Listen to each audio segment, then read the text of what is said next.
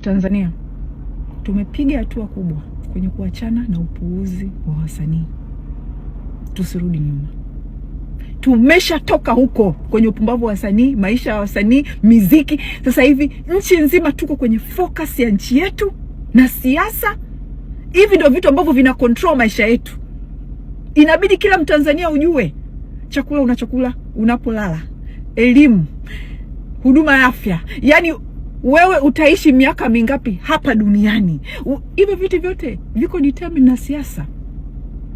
Wanapambana mrudi kwenye challenge, kwenye Diamond anatokana nani Nanja anafanya nini, ili muachane. Msirudi kule tena. Lazima tuachane na wasanii kama nchi yetu itapata haki, kama nchi yetu itasonga mbele. Step ya kwanza, lazima muachane na wasanii wa Tanzania.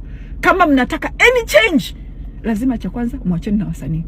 Na muachane na hizo peji za kina Karima Story, peji za kina Maimartha, peji za kina Juma Lokole.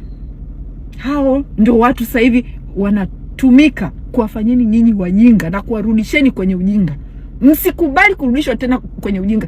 Please, endeleeni na peji za wanaharakati ili tuikomboe nchi yetu, ili tupate mabadiliko. Achaneni na wasanii.